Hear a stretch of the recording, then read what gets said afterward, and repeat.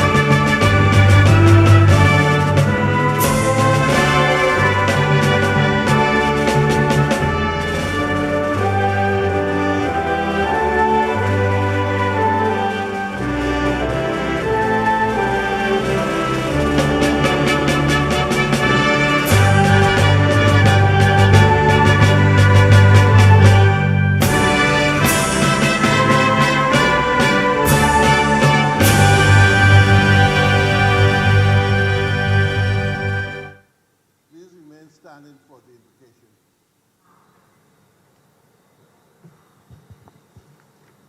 Almighty and ever-living God, creator of all things in heaven and earth, and the source of every blessing, we give you thanks for the wonders of your creation, for all the beauty that surrounds us, for the gift of life.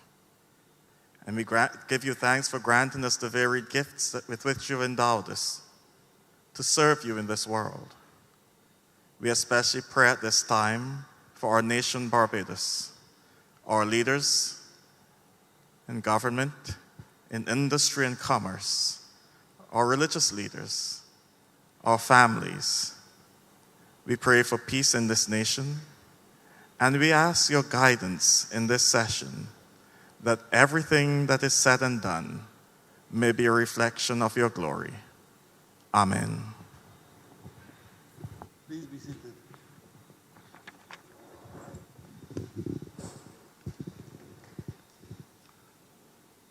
Ladies and gentlemen, I have much pleasure in welcoming all those here and online who are participating in this town hall meeting.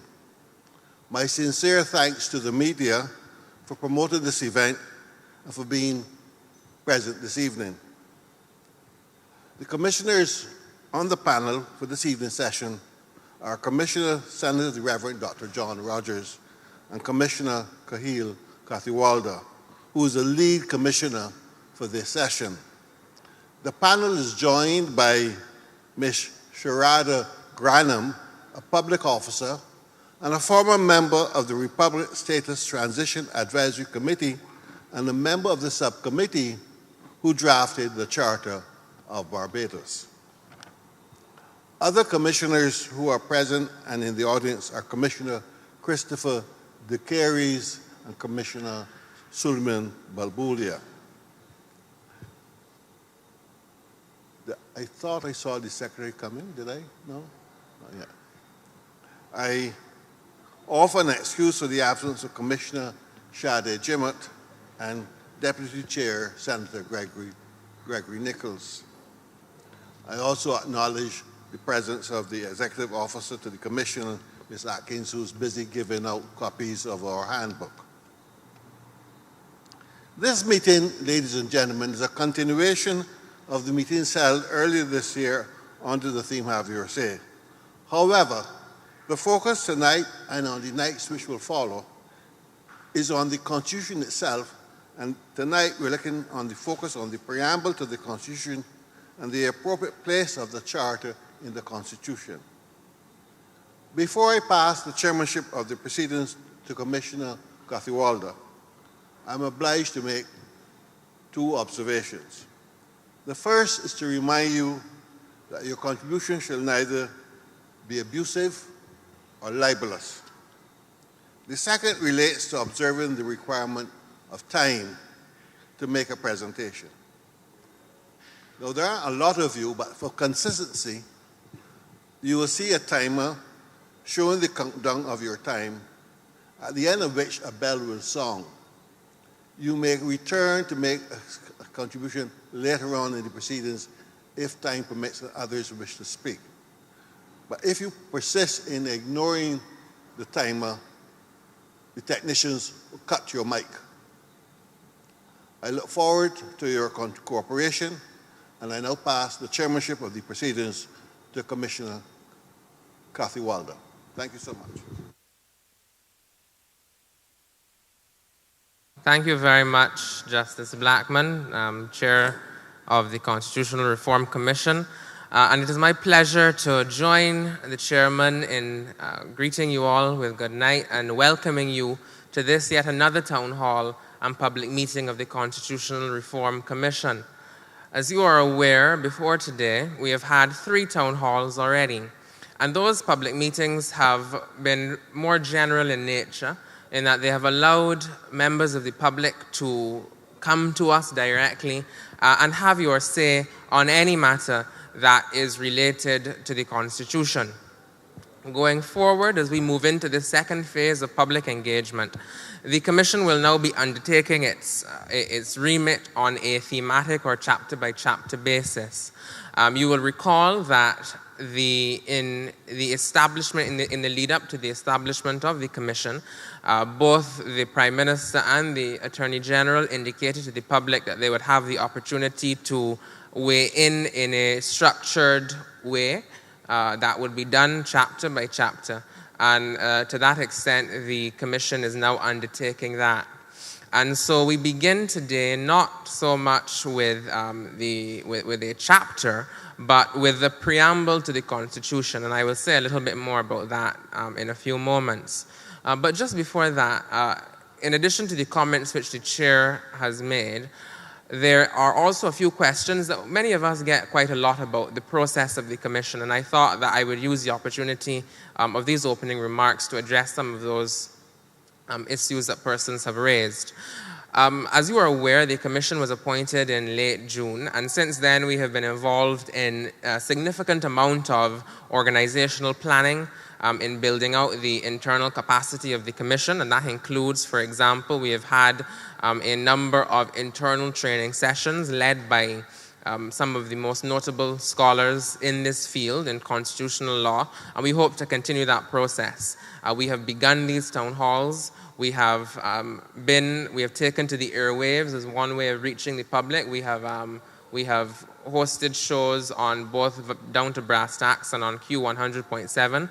And we have also written to a comprehensive list of civil society organizations in Barbados and inviting submissions from these organizations on what they would like to see in a new constitution. And we have begun to receive quite a number of those submissions in return. With regard to the public, beyond these town hall meetings, we have sought to find a way to engage with Barbadians using as many modalities as possible, recognizing that people will want to engage in very different ways. And so you have town halls, but you may also write to us in the older way of writing by letter. You may write in care of the Director General of Governance at the second floor of the E. Humphrey Walcott building at the corner of Culloden Road and Collimer Rock in St. Michael. You will find this information on our website, crcbarbados.com. And I encourage you to visit the website, but I'll speak about the website in a moment. You may also write to us by email, as many of you have been doing already, constitutionalreform@barbados.gov.bb. We've begun to receive quite a number of submissions, and I have been asked the question, are we actually going to read them?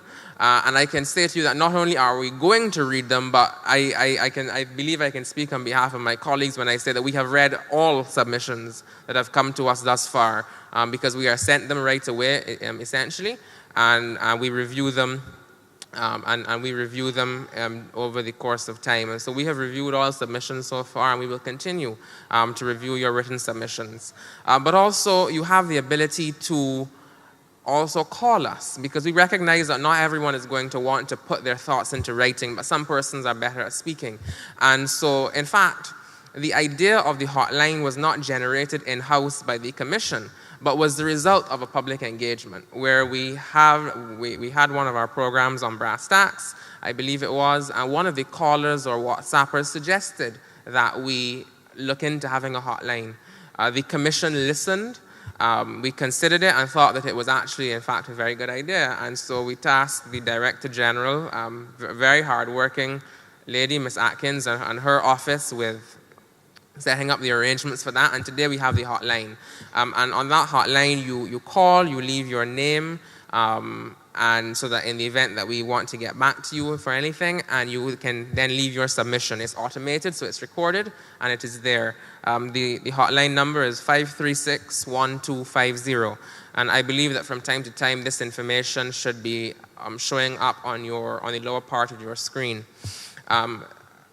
Not only are you calling us, but only today actually we received the report of all of the submissions that we have received orally on that hotline.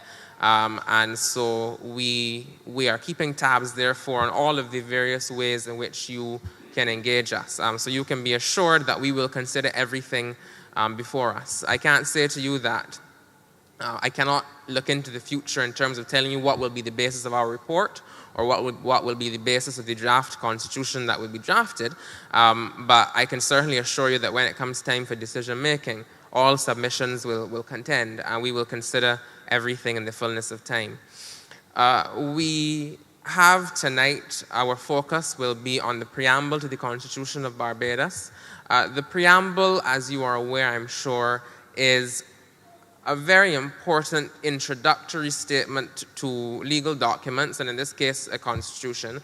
And it sets out and declares the principles of that document. It sets out what is it that the people who will be governed by this constitution, what do they believe in? What do they stand for, and what do they stand by? And there was a time when we thought that preambles were just words on a page to add certain poetic meaning to documents. But in recent times, the Caribbean Court of Justice has elevated the importance of preambles and now recognized them as essential interpretive parts of law and of constitutions. And so the preamble occupies an important place because it provides a mechanism for courts to be able to interpret the constitution that follows in light of those basic and fundamental principles. And added to that, we are also discussing tonight the Charter of Barbados. And as you are aware, last year, the Republican Status Transition Advisory Committee, and I'll get to that in a moment, drafted a new charter for Barbados, and that was the subject of a parliamentary resolution which passed last year, and that coincided with our Republican transition. Yes, and in fact, the chair reminds me that we are pretty much at the first anniversary of the passage of the charter. And so the charter sought to encapsulate and set out the values of Barbados and who we are, as they say these days, who we are and who we want to be. And so the question tonight is, are there elements of the charter that we ought to incorporate into the preamble to the Constitution of Barbados? Is there a general spirit of that charter, a general spirit of Barbados that we want to infuse throughout the Constitution? And those are the questions that we wish to examine with you tonight. And to help us do that, we have begun a new feature of these town hall meetings, in that we will now feature an external resource person. And so to my left, I beg your pardon, to my left, I sometimes mix them up. To my left, I have Ms. Sharita Granham, who was a member of the Republican Status Transition Advisory Committee, and who with Senator Reverend Dr. Rogers, who was also a member, they both co-chaired the Committee on fundamental principle, the subcommittee on fundamental principles, rights, and freedoms, which was the subcommittee of our STAC that drafted the Charter of Barbados that we have with us today. And so Ms. Granum is very well placed to provide us with context as to the Charter, as well as the content of the Charter. Ms. Granum is a cultural strategist, and she works in the Office of the Prime Minister. She's the project manager of the Reclaiming Our Atlantic Destiny program, which, as you are aware, is a project designed at reestablishing tangible links between Barbados and the continent, Africa. And her work has provided support over the years to the National COVID Social Response Unit, the Working Group on Africa, the National Task Force on Reparations, the CARICOM Prime Ministerial Subcommittee for Reparations, the NCF, and indeed she was a member of our STAC. I should tell you that Sharita is the first Barbadian who earned the designation of United Nations Fellow for the International Decade for People of African Descent.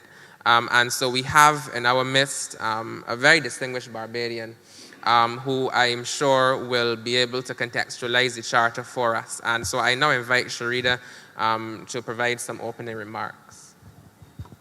So good evening, and thank you so much, Khalil, for that very humbling introduction.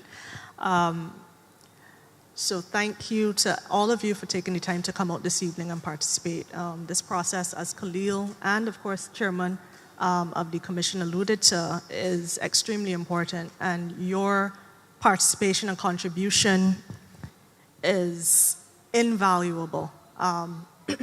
So just to give you some background and to address a number of the areas that Khalil spoke to that we'll be covering this evening, I'll start with the remit of the subcommittee which I chaired, and the work of the public consultations which were co-chaired by my former colleague to my left, Senator Reverend Dr. John Rogers.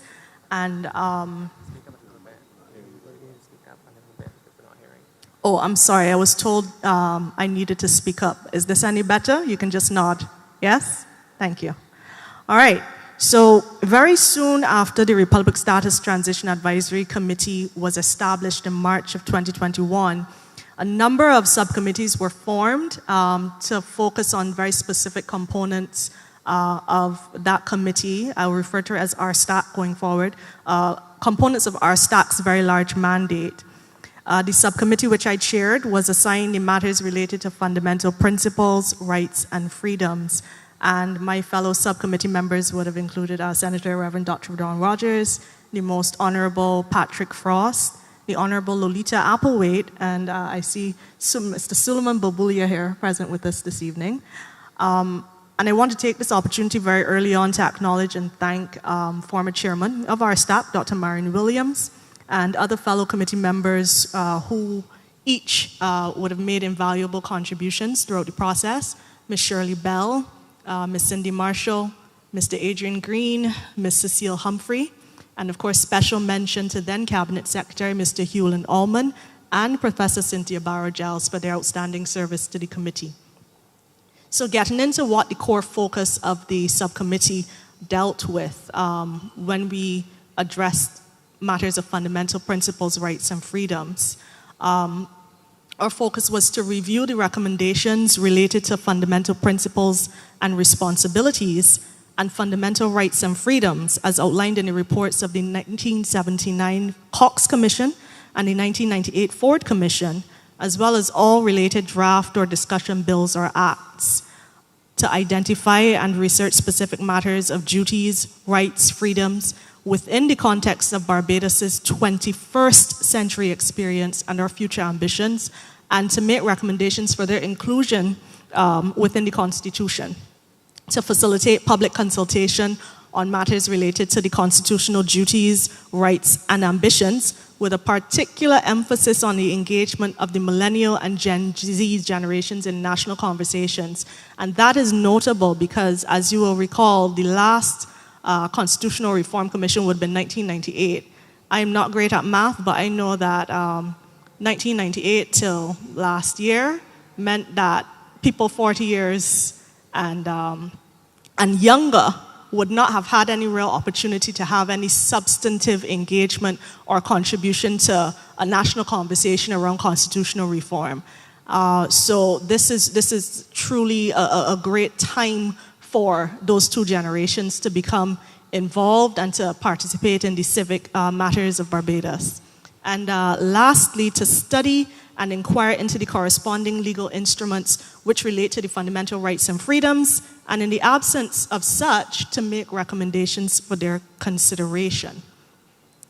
So one of the very early positions that was adopted by the subcommittee was that fundamental principles and responsibilities should be considered the spirit of the Constitution, as was outlined in the 1998 Ford Commission report.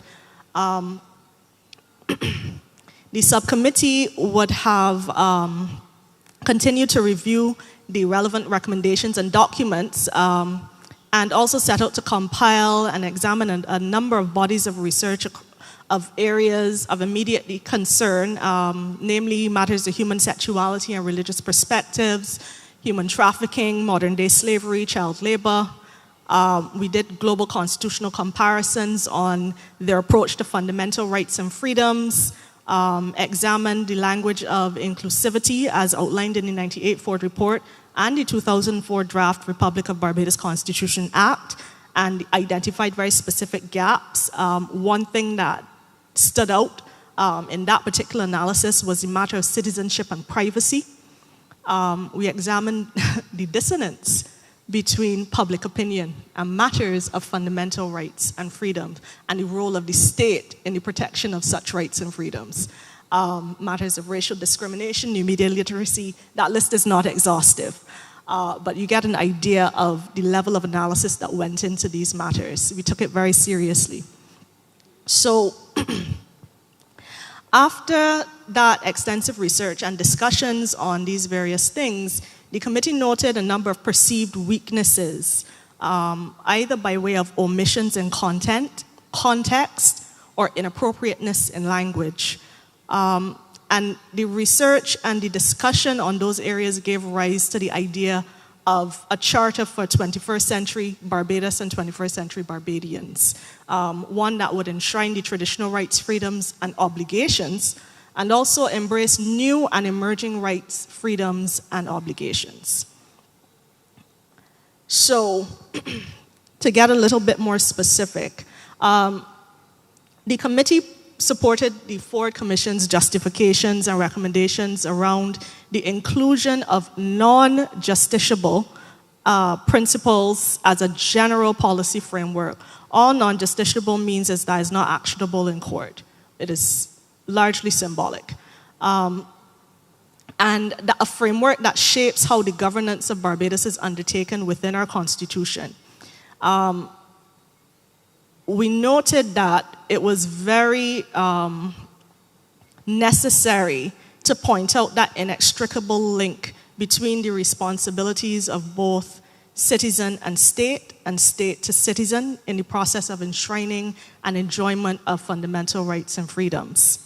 The committee's recommendation, however, was that that relationship between fundamental principles and fundamental rights and freedoms might be better articulated in the form of a charter that would act as a national benchmark for progress and an affirmation of our most proudly held values, one that would maintain that non-justiciable nature of the fundamental principles, but also allow the necessary elaboration to contextualize what we saw as the lessons of past, particularly the way in which the experience of slavery and colonialism has informed our commitment to fairness and justice, having experienced the brutality of one of the worst crimes against humanity in slavery, and the realities of our present and our unbridled ambitions for our future.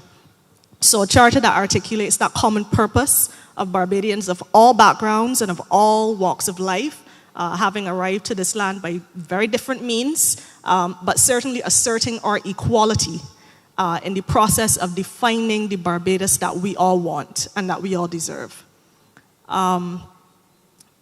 The committee was also of the view that the charter would take pride of place among Barbados's national emblems, highly and powerfully symbolic, very much like our flag our anthem, our national pledge, and coat of arms. And this proposal to explore the charter and the sentiment of the Barbadian public through consultation was supported by the government of Barbados. And we were tasked to engage the public to gather their feedback. Of course, again, that consultation was led by my colleague, Senator Rogers, and myself. And on September 23rd, 2021, we published the discussion draft of the charter and welcomed all input.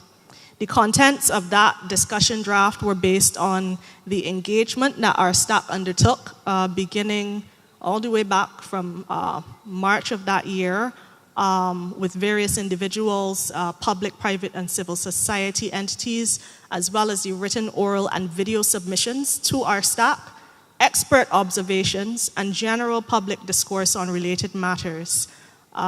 The discussion draft was shared very widely with special interest organizations and individuals, the press, and members of the general public. And between September 25th and October 8th, we hosted a number of engagements, both closed sessions and public sessions, with a very wide cross-section of people. Over 200 persons were engaged during the closed sessions, and the virtual town halls that were televised and streamed across social media would have attracted well over 34,000 viewers from the social media live streams alone. That doesn't include the numbers of repeat viewers or viewers that would have viewed the program after it would have aired live. And it also saw significant participation from people throughout the Barbadian diaspora. These engagements, public was asked to consider questions such as, what are your thoughts on the new Charter of Barbados? How do you want to redefine the Barbados social contract? What are our obligations to and amongst one another in Barbados? And what do you want to see highlighted in the new Charter? So, I'm going to move very quickly along because I really want to get to hear some of the feedback since this particular consultation would have begun. But I want to say that in the process of our consultation, there was a lot of conflation of the constitutionally related and justiciable, legally actionable matters and the matters of the Charter within a lot of the submissions that we received. And while it was explained that the Charter as presented would be non-justiciable and it wouldn't be entrenched within the Constitution, there was a significant representation by members of the public calling for the justiciability of the Charter to be considered within these very consultations. We had matters raised such as the rights of the child, the rights, access, and even more specifically, the economic enfranchisement of people with disabilities, articulation of the right to family, and all related matters such as child care, matters of land ownership, economic enfranchisement, and more of the type of ring fencing that's been seen with green energy to be applied to areas such as medicinal cannabis for local investment and participation, calls for greater community participation through local governance, gaps in legislation as it relates to female reproductive rights, et cetera, et cetera.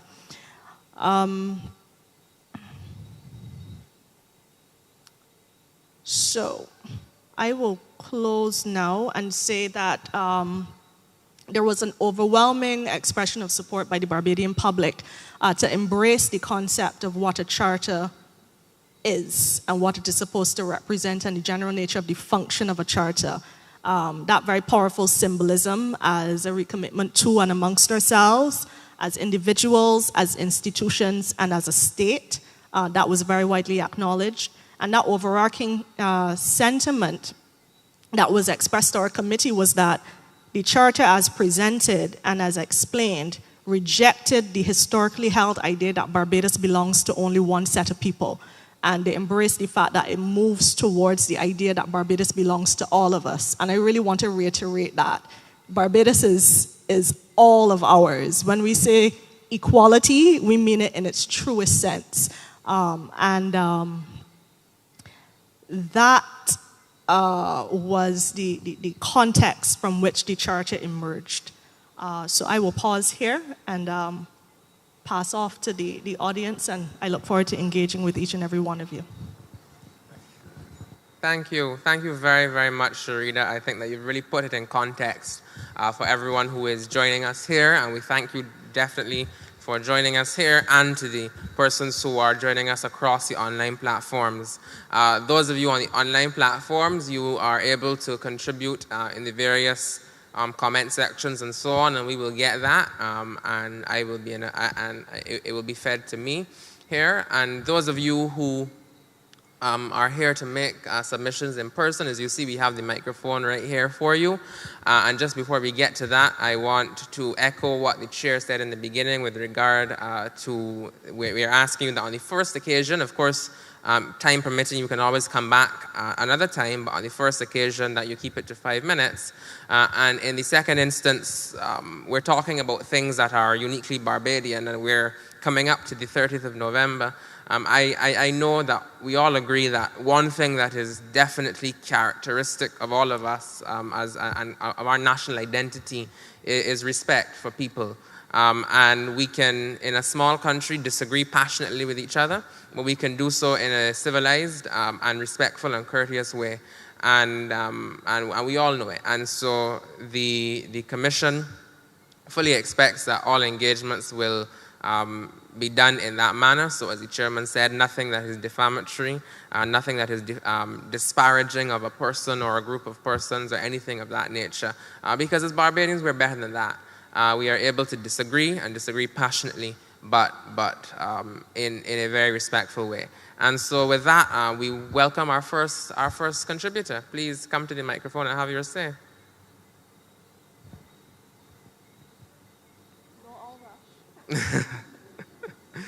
There are quite a number of you here, and I'm sure I've seen many of you eagerly trying to get up. So please, come.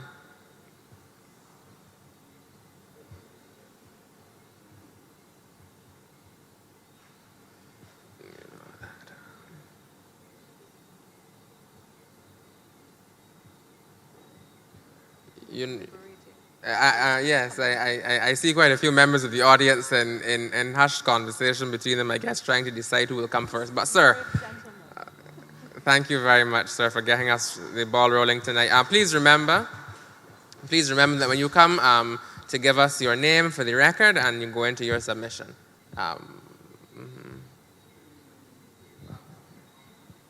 It's not on? It's on now. Okay. Hello, my name is David Brathwaite.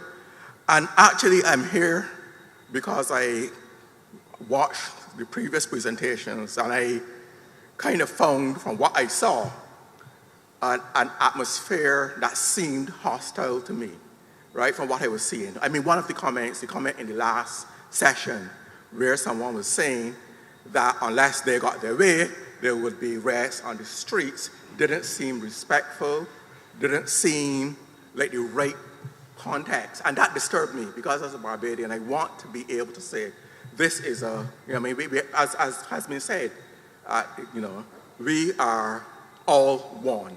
We have different views, we come from different places, but we have been able to forge a society, and that society includes all kinds, right? Whether you are religious, non-religious, what have you. And I was profoundly disturbed by that, and some other ones, and some of the previous ones as well. I was profoundly disturbed. I found it not to be respectful of certain groups within the society, and I think we need to recognize that, what we're here for, right? We're here to try to make a better Barbados. And a better Barbados doesn't mean that everybody's going to get exactly what they want, because by virtue of the fact that we are all here and we have different opinions, different perspectives, we have to work out something. It is a political process, of course it is. We can't, whatever we say is not party political, but it is a political process. And we need to be able to recognize that in doing politics of any kind, it still needs to be respectful. That was my first contribution. Now, the other part of my contribution has to do with the fact that the society is not, as it stands, is not as even as we would like to think, right? We like to exclude people and do all kinds of things that are not fair, and we think it is fair, we think it is right. And, I think, the way I would like to look at it, I keep saying to myself, I look at the old saying, people who live in glass houses shouldn't throw stones. To me, a much more important formulation is that persons who live in stone houses shouldn't throw glass.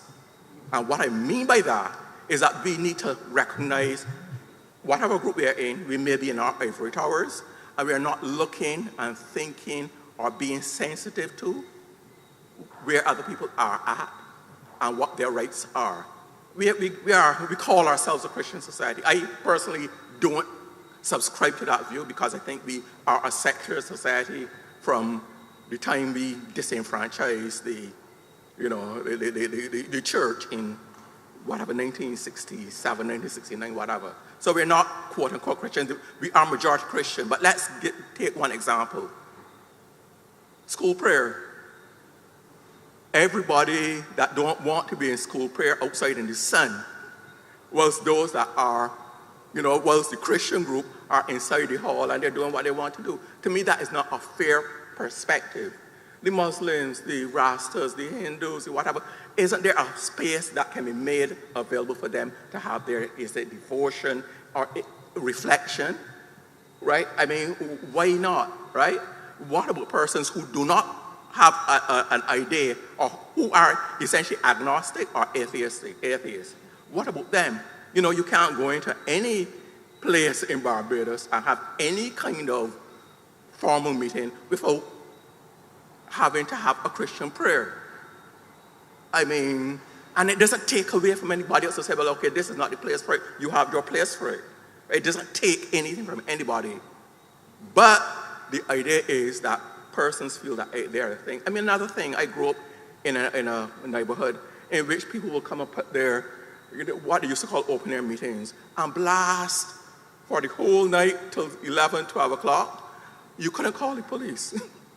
Simply because that's how it was, But if your neighbor had a loud speaker playing noise, you can say, well, I'm being disturbed. And so what I'm saying is that position of privilege that Christians need to understand where they are in the society and be able to be more respectful of the general, of everybody. And that's all I have to say for now. Okay. Thank you.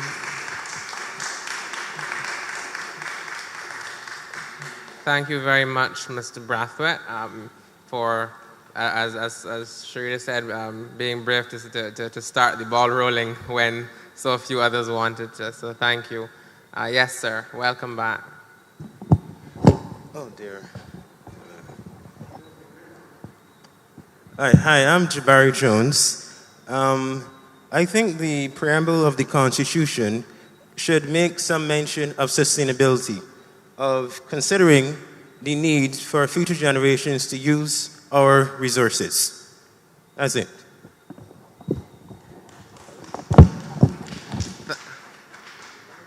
Thank you very much, Mr. Jones. If you watch these meetings, you know that Mr. Jones is one of our most frequent contributors. So thank you. Ms. Granham wishes to make a comment. Hi, good evening again. Thank you to both Mr. Brathwaite and Mr. Jones. Mr. Brathwaite, you might have noticed I was smiling very broadly throughout your contribution because you touched on some very critical matters. I think at the center, at the core of it all is the conversation around morality and what that represents for us all. I think from a professional and personal standpoint that matters of morality are both relative and subjective. I don't think anyone can legitimately argue that we are questioning the right of any institution of faith to define the scope of religious, moral or immoral acts amongst themselves. However, as it pertains to the law, The law really has to approach matters of morality from a secular position. And there is a distinction to be drawn between secular morality and religious morality. And please permit me to remind us all that Barbados is not a theocracy. This is a democracy. And if, if that were not the case, and we began to list all of the thoughts and the actions categorized as religiously immoral, half of this room, and I am speaking hypothetically, of course, could very well end up before the law courts tomorrow morning for offenses ranging from telling lies to drinking and consuming pork and shellfish and all the range of things. I haven't even touched on premarital sex and adultery. So that point about glass houses was very, very, very well made. Thank you, sir. I do think we would very quickly run out of space in the prisons if the law was not taken from a secular perspective. And there really is no real secular justification for legal discrimination against interest groups or special interest groups or minorities. And quite frankly, all attempts to discriminate against such groups can really be traced back to bigotry and, in a lot of cases, religious tenets. So, that being said, I look forward to the rest of the contributions. Thank you, Sharida. Do we have our another contributor? I recognize tonight's audience is a little shy. I'm not sure why. Is it me? As you know, as I said, we have we start the innovation with an external panelist who has some expertise on the subject matter under discussion.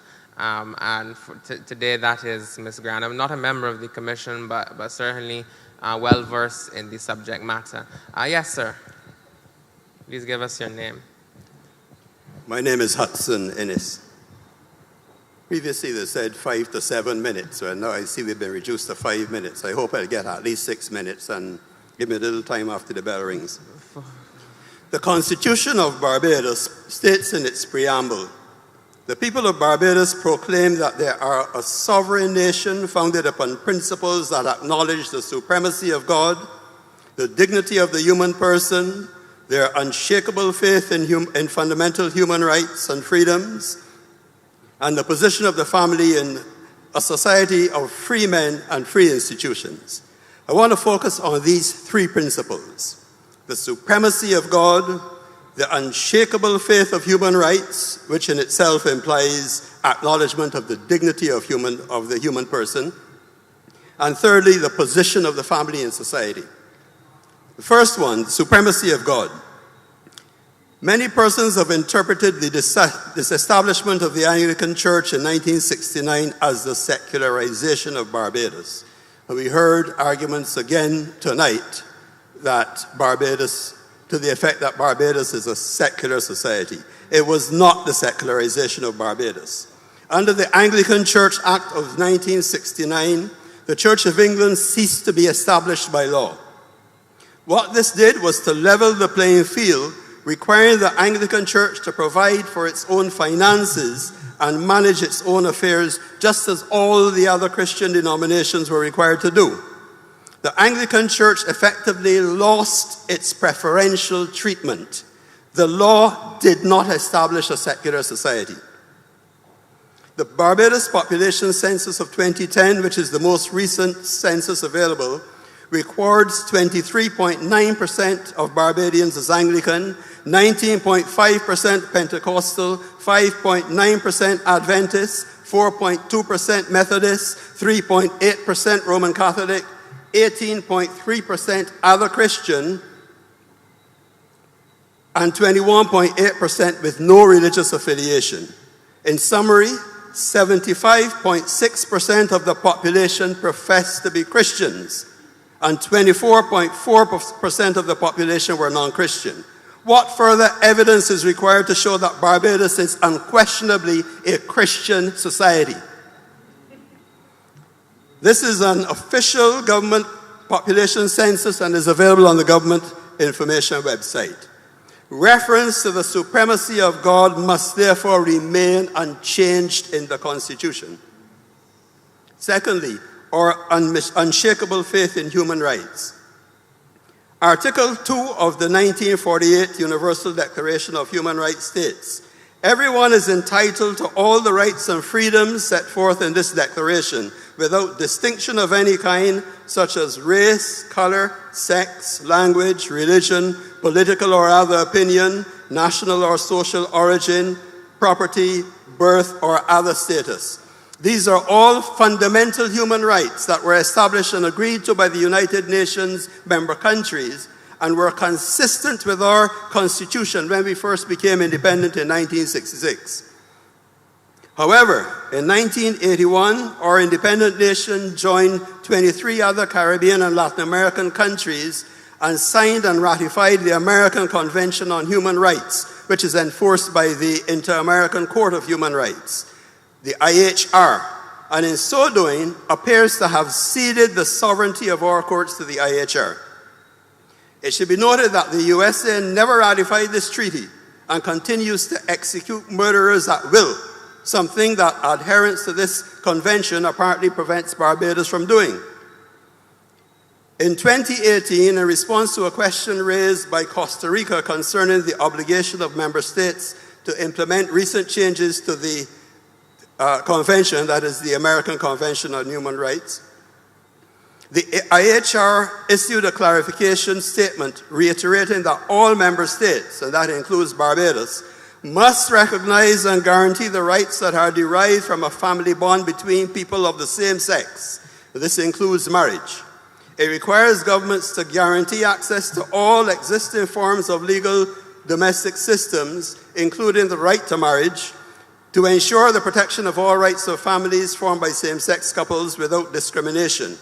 Clearly, this will ultimately lead to the adoption of children by same-sex couples. Article 1 of the Charter of Barbados includes the terms gender and sexual orientation, and these terms have also been included in the recent legislation passed, and you know which pieces of legislation I'm referring to. By including these terms, Barbados seems to be following its obligations to the American Convention of Human Rights. If you can wrap up, because your 5 minutes. I got 5 minutes already? Yes, you have 5:20 or 5:30 now. Okay. Yeah, so please just, if you wrap up, please. Well, yes, you can come back. I'll come back. I want to deal with the third one. Okay. The third one, just a reminder, is the position of family in society. Okay. But I hope I have made the point clearly that I wanted to make. Thank you, Mr. Ennis.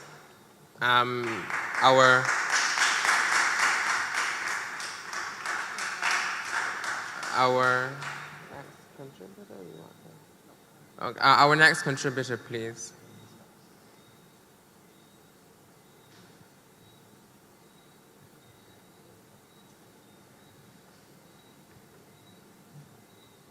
Good evening. My name is Raven Gill, and I'm going to do a speech. So, when will our leaders lead? Our people are watching. Our people are taking notes. Are we so blended and Ms. hardened? Gill, we're not hearing as such. If you can come a little closer and speak a little louder, please. When will our people lead? When will our leaders lead? Our people are watching. Our people are taking notes. Are we so blinded and hardened that we can no longer hear the cries of humanity? Leaders must not fail those who elected them to lead. If our existence is to mean anything, we must act in the interest of all people who are depending on us. And if we do not follow the path of greed and destruction, if we do not follow the path of greed and selfishness to sow the seeds of our common destruction, we can work with who are ready to go because the train is ready to leave. And those who are not yet ready, we continue to ring circle and remind them that their people and citizens need them. That was part of the speech of the Prime Minister at the climate change space in 2021. When will the church's persecution end? This modern day lynching of people that do not bend to your way. You cling to the phrase, daunting and explanatory, honor your father and mother, love your neighbor as you yourself. Judge not that you not be judged, for the judgment that you pronounce, you will be judged with the measure that you use to measure. That's in Matthew. You hate yourselves, so you therefore cannot love your neighbors. Most of you here have not had a basic conversation with a transgender person. Half of you have never spoken to a disabled person. All of you self-identified Christians here worship a white Jesus in the churches that you go to, an unseen God that you constantly, decade after decade, year after year, is shown on television, in books, and in other doctrines that you willfully and intensely follow without question. Ms. Gill, please make the point, but if you could temper some of the comments. But you can go ahead and make the point, but temper some of those comments, please. The basis of your discrimination and opposition to gender neutrality and LGBT is willful ignorance. LGBT people have been the victims of self-identified religious groups and constant and unprovoked harassment about the things you deem as sinful acts. Placed on us by you who turn a blind eye to the same religious pillars that allow you to minimize things that you believe the LGBT community, their sins are greater than any that you commit. The LGBT community does not engage in the same ferocious attack styles that you use towards us, towards our existence. Whether you like it or not, we will get protective laws and language that recognizes us, not just as a minority group, but as citizens and as humans, by family and loved ones and friends, and by the same God that you worship, that we also worship. Because for some reason you think that we do not worship the God that you worship. Protected as citizens because we voted just like everyone else in this room who voted in this same government. Self-identified Christians here keep repeating we do not want gender-neutral language, no to LGBT protections in the Constitution. But if we already had these protective and inclusive laws for LGBT persons, what else would you come up here to this microphone and relentlessly make noise about? Marijuana, abortion, bus fare education, to castigate people that you do not deem as worthy. Ladies and gentlemen, this is hypocrisy, this is not unity. Religious groups get certain privileges, opinions valued more, and not the same that marginalized groups get. Whether these privileged groups have the right to dictate how others should and should not navigate lives. Your groups having the freedom, ability, and rights to serve and worship God openly, but we cannot live our lives openly. Why is that? We want these same privileges, no less, no more. The ability, rights, and freedoms to identify and be respected as humans.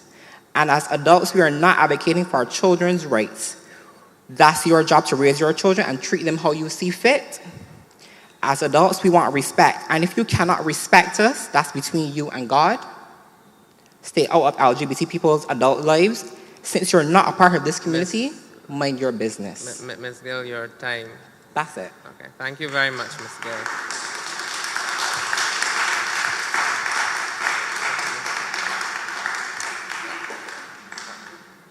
Can we have our next contributor, please? Thank you.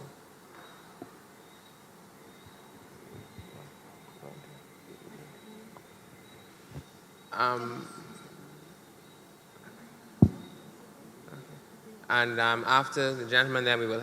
Come, please come, and we will.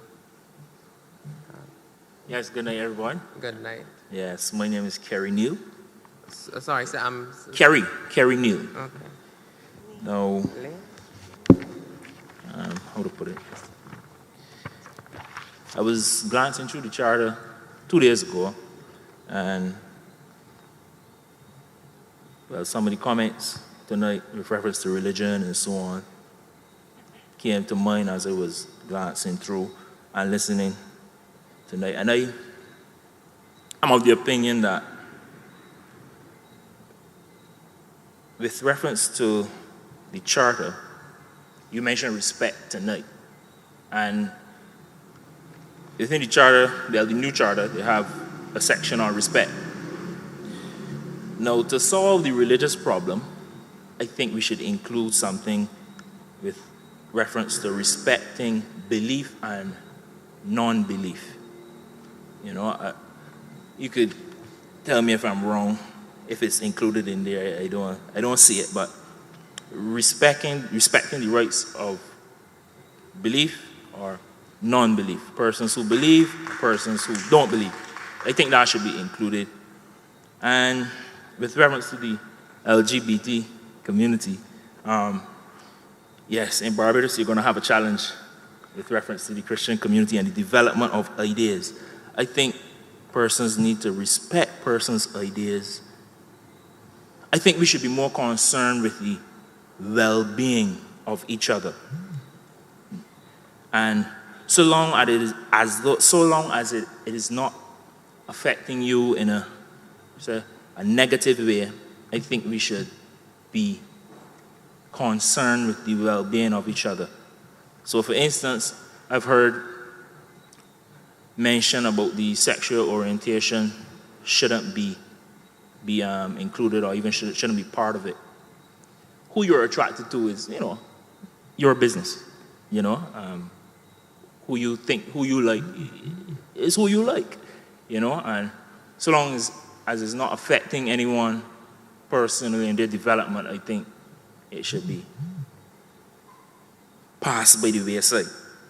So respecting of rights to believe and to not believe, I think that's my contribution. That should be in the charter, the respect section in the charter. Thank you, people. Thank you very much, Mr. Lane. But before that, I think that Reverend Dr. Rogers wishes to make a point. So. Thank you very much, Mr. Chair. Thank you very much, Kerry.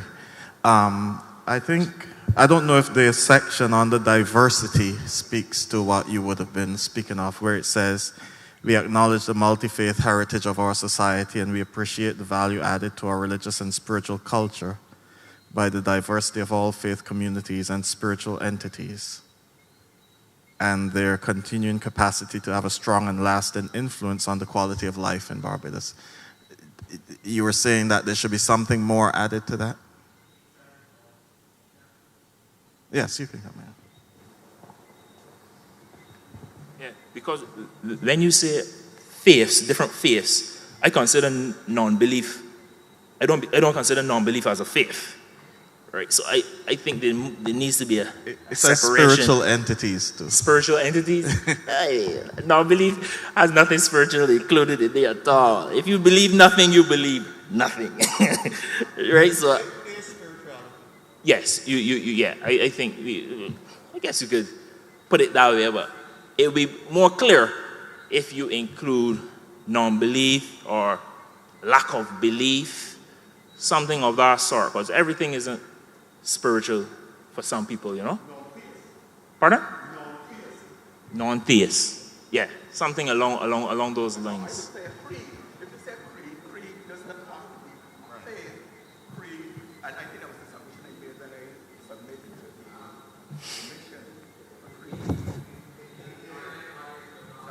commission. I'm not sure. Are you? Yeah, the online audience would not be able to hear, but are you?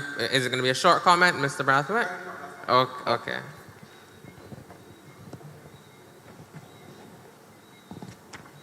Yeah, in my submission to the commission when they were doing the charter, I suggested that we use the word creed because creed to me suggests more than just belief. So you can say beliefs and all that, but you should also mention creed to include persons who do not subscribe to a particular religion. Those who are agnostic or atheists, that will cover them.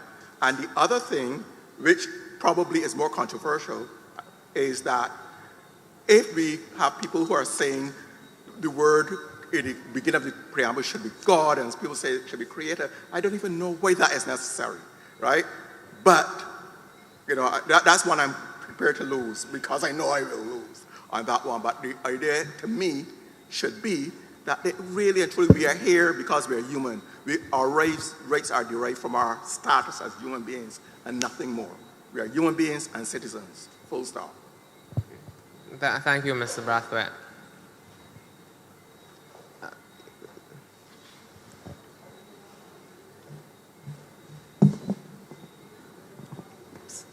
I need it a little lower.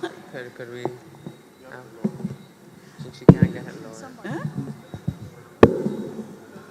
Tilt, okay. Thank you, sir.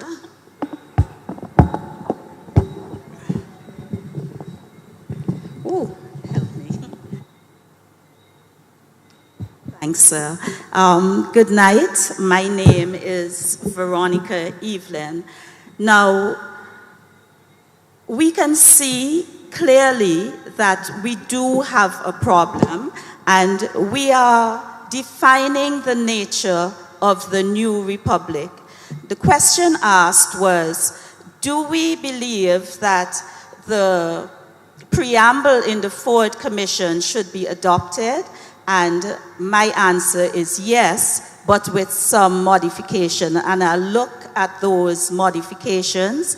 After paragraph 5, which begins, we recognize the profound changes that have taken place in Barbados and the outside world. I suggest that we add a parallel paragraph that speaks to the profound changes in values. Example, we recognize that after the decades of the 20th century, which led to a state of moral decay, we have an abiding need for spiritual and intellectual renewal. And that text is taken from the Hungarian Constitution of 2011, and that paragraph was retained when it was amended in 2013. I think in Barbados, we need to do something like that, because as I listen, all of us, let's be real, we have a problem, and our basic problem is, are we going to continue to subscribe to the notion of a God who sets his standards of right and wrong, or are we going to take it upon ourselves to set our own standards of what is right and what is wrong? That's basically where we're at. Secondly, in terms of logical sequence, and I thank the Commission, I love the way you say, have your say. And all of us as citizens, we think differently, but we need to have our say. And we need to have our say without being criticized and castigated and maligned. We need respectfully to listen to each other. In terms of logical sequence, I suggest that you reorder paragraph 6, which is A in the current constitution. Why do I say that? In terms of logical sequence, God comes before human beings. How did we get here? We acknowledge him first and foremost, so that what we would say is founded upon principles that acknowledge the supremacy of God. The Ford Commission says, founded upon principles that acknowledge the dignity and worth of the human person, the fundamental rights and freedoms of the individual, the central role of the family in a free society, and the supremacy of God. I also suggest that you add the word equal as a qualifier to dignity and worth. In other words, you'd say the equal dignity and worth of the human person. The revised paragraph would then read, reaffirm that the sovereignty of the people and the nation of Barbados is founded upon principles that acknowledge the supremacy of God, the equal dignity and worth of the human person, the fundamental rights and freedoms of the individual, and the central role of the family in a free society. And I'm winding up. Paragraph B of the current constitution was not included in the Ford Commission preamble. This should be added to the revised constitution with changes. So change there to our, and change men to human beings. so that it reads, "We reaffirm our belief that human beings and institutions remain free only when freedom is founded upon respect for moral and spiritual values and the rule of the law." I notice that in the approved Constitution, moral and spiritual was changed to moral and sensible. And then in paragraph 8, I don't have the language because this is not my forte, but I think when it talks about the powers of government, you can add something that speaks to the ability of the people to call for, to recall an MP if he's underperforming. It probably isn't well expressed, is not my area, but I think we need to do that. Your time, Dr. Evelyn, is up, so if you could just say concluding. Right, I'm up to. So I just want to say that in terms of word choice and careful sentence structure, we need to make it plain. What do we really want? Do we want God at all, or do we want ourselves to make our own rules and live as we want to? Thank you. Thank you. Reverend Dr. Rogers wishes to make a comment. Yes?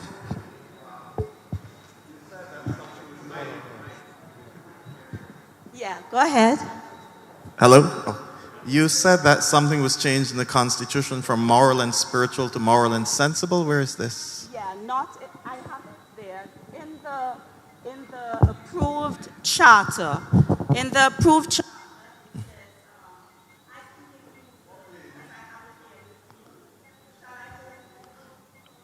Okay, you can look for it and come back. Because I'm reading the Constitution here and it reads moral and spiritual. Okay, you said Constitution, that's why I asked. Okay, all right. In the Constitution, it's moral and spiritual. Right. But in the approved charter, it's moral and sensible. Okay. I'll give you the stuff. Actually, I will give you a written copy of yes, this. we expect that. Thank you. Thank you. Ms. Granham also wished to make a remark.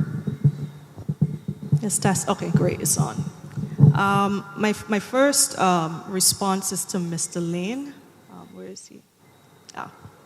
So thank Mr. Kerry. Is Kerry Haynes? Neil? Kerry Neal. Sorry. My age is showing. So thank you very much for your contribution. And I agree with you, you know, for the most part. I don't find anything that you said that was disagreeable. You are correct that when we speak of equality, we have to consider all sides, all ends of the spectrum as it pertains to beliefs. And I think that if you would take a look at the preamble section of the charter, we attempted compromise, and this was following some of the public consultation and the responses to the discussion draft, to ensure that even if we wanted to maintain the nod to faith-based community, that we ensured that we also gave that nod and gave visibility and consideration to those of no faith and those in between. So the section I'm speaking to says, underscoring the fact that we are all equal by virtue of our humanity in the eyes of the Creator. And let me speak to why the use of the word Creator.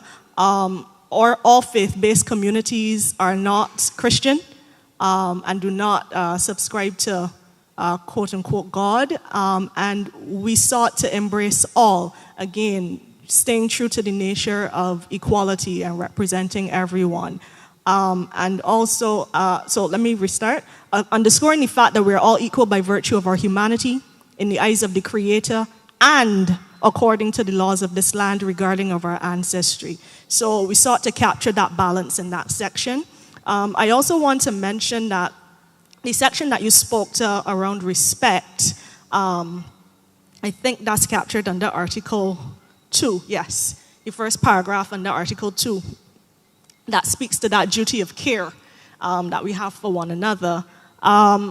Respect in this sense was meant to extend beyond simply the religious context. It's really supposed to speak to respect in all aspects of our lives.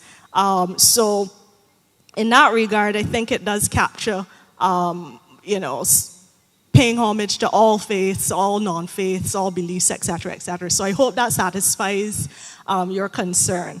And now on to Dr. Evelyn's comments.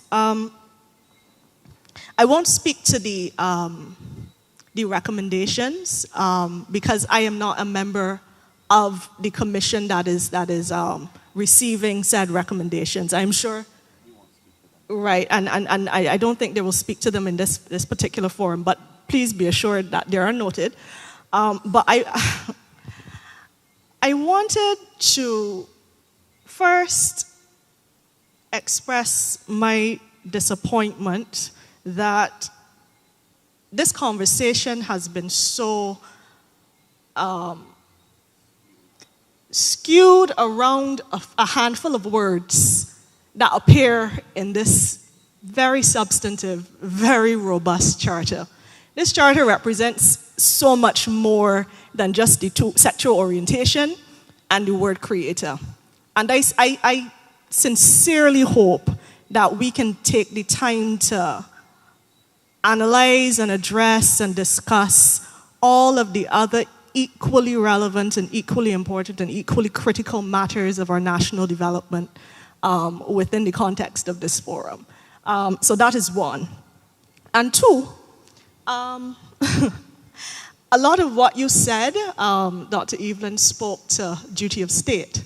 What is the duty of state as it pertains to human rights? And I want to emphasize that the state has three basic duties as it pertains to human rights. The first is that it has a duty to respect by refraining from interfering.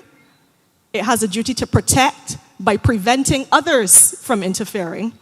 And it has a duty to fulfill by creating the conditions for the access to said rights. And the principles which underlie fundamental human rights and freedoms are fairness, respect, freedom, dignity, and equality. Now, that being said, there is an extraordinarily high standard and established processes where a state is required to meet with regards to denial of certain rights under very specific circumstances. And one example I can think of is perhaps imprisonment. All right? But fundamental rights are the entitlement of each and every person by virtue of simply being human. There's no other qualification required. And a religious or faith-based group's insistence is not justification enough to deny a fundamental right. Neither does declaring a practice or a behavior sinful demonstrate an actual harm or detriment or detrimental effect to society. So I think it's important to note that.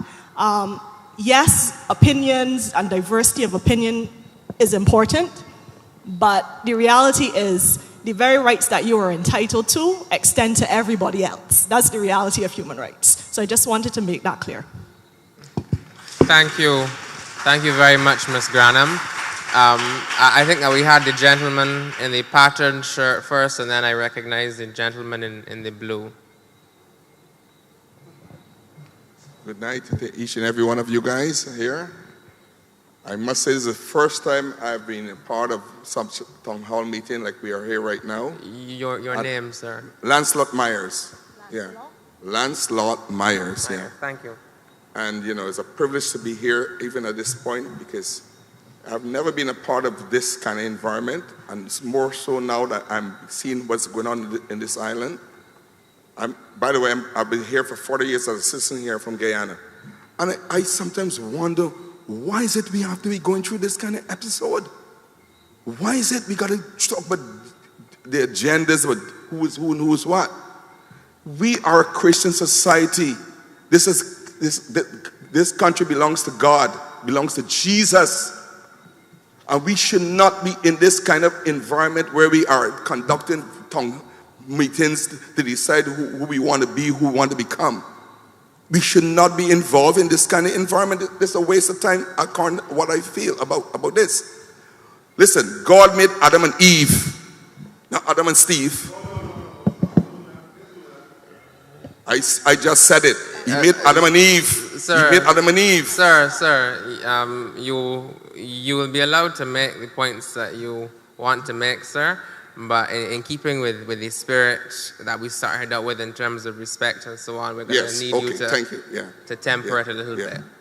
So, therefore, man, we have to understand the nature of God. And we got to put God first in this country back again. This country needs to get back to God.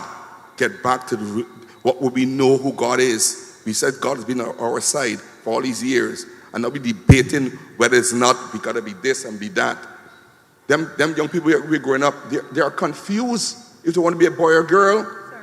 They're Anyhow, all I want to say is that God is on the people's our side, and we're going to keep God first. Be blessed in Jesus' name. Thank you, Mr. Myers. Sorry, thank you, Mr. Myers. I recognize the gentleman in the blue, and then the gentleman in the green, gray, and the gentleman in white. Yes. Good evening. My name is Nicholas Daniel. Good evening. My name is Nicholas Daniel. First name? Nicholas. I just wanted to start by saying I think the Charter is a good outline of the ideals for Barbadian society. I believe it outlines many important aspects of what we should strive for as a society, including equal protection under the law for all people, for all members of our society, the importance of having a clean environment, support for CARICOM, and importance of a strong democracy. I believe that Article 1 should be integrated into, I believe it is Section 11 of the current Constitution, or whatever whatever the equivalent section replaces this Constitution. It emphasizes the fact that all Barbadians are equal and deserve full protection of the law and equal treatment of the law, no matter who they are, what they believe, or who they choose to love. Article 1 also speaks to diversity and how it has benefited Barbados. We need to strive to continue to be a diverse society. Article 2 should also be incorporated into the Constitution in some way. It reinforces the idea that we must be a progressive society.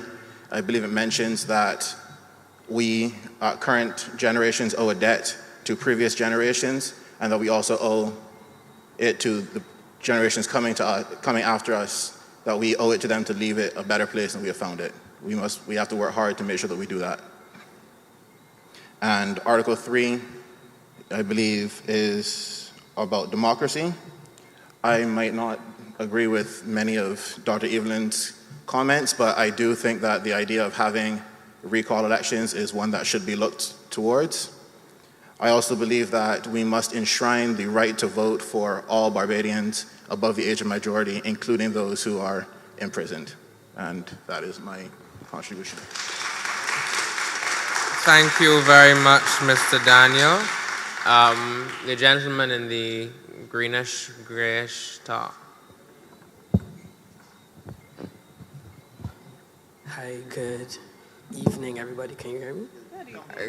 Come a little closer to the microphone. Is it better now? Yeah. Okay, yes. Hi, good evening once more. My name is Tariq Wilson, and I'm a third-year law student at the UWI Phil Faculty of Law. And I first want to express some gratitude, and I thank you for allowing me to contribute this evening. And I'm particularly excited for these discussions, these thematic discussions, as they perhaps more lend to more robust jurisprudential debate, which I intend to engage this evening. So this evening's theme was the preamble. And the Constitution itself really is supposed to embody the personality of all Barbadians. And that might sound like a mouthful, because it is. But when I say that to say that it must reflect all the interests of every single Barbadian, no matter the difference. However, when we look to the current preamble in our Constitution, we see perhaps an acerbic British articulation that makes it seem as though our existence has been a gift from the metropole, it has been a gift from Britain, such that now we are seeking to engage the process of constitutional reform, we have to see now how we can transform that preamble in a way that reflects the modern day interests of Barbadians. And thankfully, we don't have to go far because the Ford Commission did, in its report, recommend a new preamble. And when we look to that preamble as coined by the Ford Commission, we see some constitutional tolerance for our forefathers, we see reference to spiritual diversity and these things. However, in my opinion, I feel, notwithstanding the fact that it is a good base with which our new preamble can be modeled off of, there are some things that perhaps we ought to look at and try to change for the benefit of all Barbadians. So first, when we look to the mention of diversity and spirituality, it is combined with concepts of the rule of law, amongst other things. And I feel as though that if we are to give proper credence to religious diversity, then it must be a standalone provision or a standalone clause, rather, in our preamble. Secondly, this government has been very astute and has been a major proponent in environmental sustainability. And I do believe that the new preamble can make provisions for environmental sustainability, and we can just look to our neighbors, our Capricorn neighbors in Guyana. Their preamble equally recognizes the importance of environmental sustainability. Equally, the human rights or the fundamental rights provisions in the preamble as coined by the Ford Commission doesn't, in my opinion, properly reflect or as adequately reflects the diverse interests or the need for human rights to be reflected in society. And I feel as though the charter, the proposed and now approved charter, more adequately recognizes the diversities within society, whether it be race, whether it be sex, whether it be gender, and perhaps that can be transposed into our new preamble where the Ford Commission has not adequately addressed it. I also want to address the inclusion of youth. There's a saying that goes, we don't inherit our country from our ancestors, rather we borrow it from our children. And the reality is this constitution not only governs us now, but it governs those who are to come after us. And I do believe that if we are to give credence to that aforementioned statement, aforementioned quote, that we must have some inclusion of the youth interests in the preamble. And it might sound like a bit tough to wrap your mind around, but again, I would want to draw a reference to the Constitution of Guyana, who equally recognizes the youth interests in their preamble.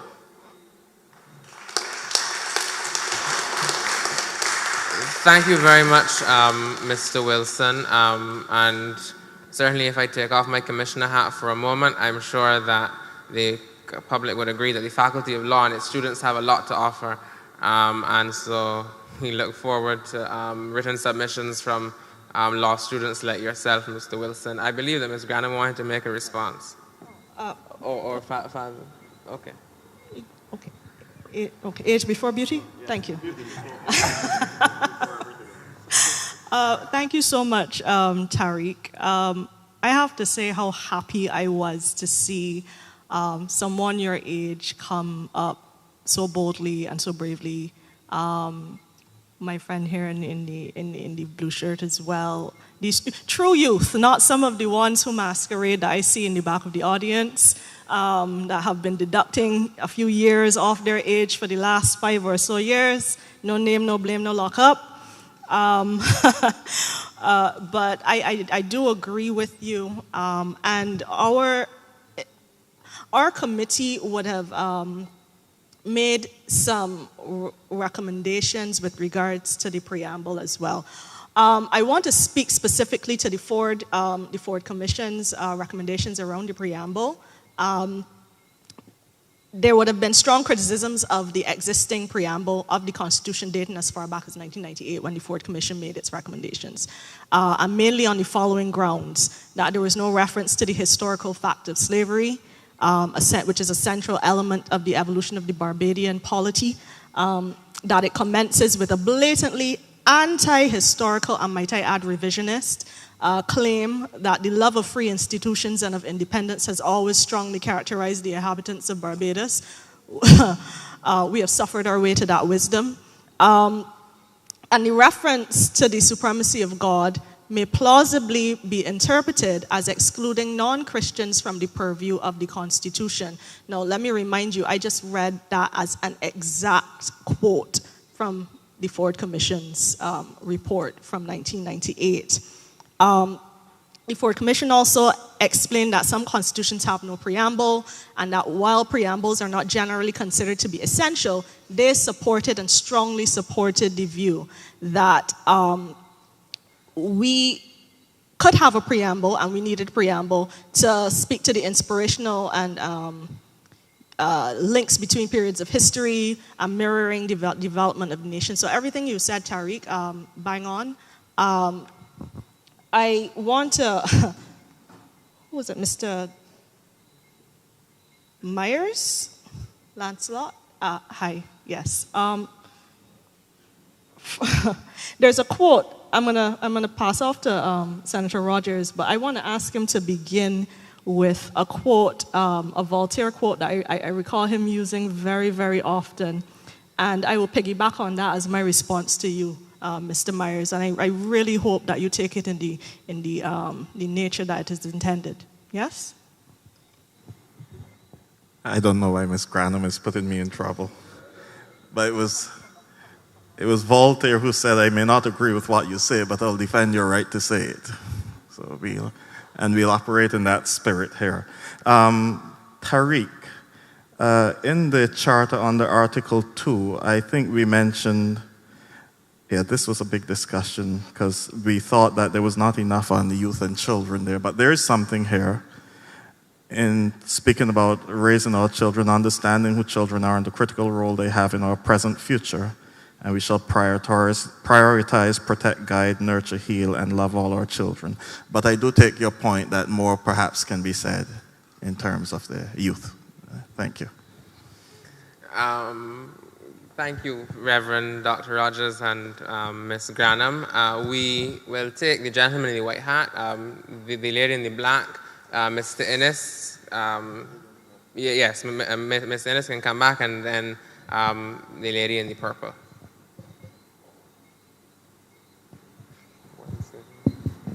Good night. My name is Troy Hunt. I'll keep this as short as possible. Well, I'm not going to talk just now. The youngster to talk before me. Sorry, your name again, sir? Troy Hunt. Troy Hunt, okay. I got kudos to that little man. Tariq? He was on Tariq. Anyways, I'm an atheist. Probably atheist at that. I raise my children secularly, and they turn out pretty all right. I teach them to respect people, respect people's opinions. You don't necessarily have to agree with them, right? And for the religious folk among you, I believe you have the right to worship whosoever you choose to worship. But I have no issue with that. I am a cis heterosexual male. And for my brothers and sisters in the LGBT community, all that is asked of them, or for them, is a little humanity, a little empathy, right? And although my anti-religious hat would let me do bad at certain things, I know there's a time and a place, and sometimes we have to bite the bullet a little bit, sister. You get me? You get me, sister? You have to bite the bullet a little bit. Yes. And just let us all get along. Times are changing, and Barbados got to step into the 21st century anyways, right? And I just think that we should treat each other the way we want to be treated, without the threat of religious implications of dying and going to hell, and you can't see me as equal. I don't think that's fair. Just think that all of us should be able to get along. And that's it. Thank you, Mr. Hunt. The lady in the black.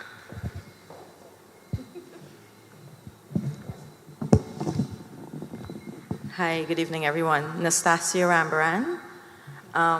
So I'll just like to start off by saying I really appreciate the committee's decision to change or modify the process this evening to kind of tamp down the hateful rhetoric and hate speech. No. No. I didn't hear. We're not going to describe contributions as hateful rhetoric and hate speech. Man. No. To stop that. Yes. Okay.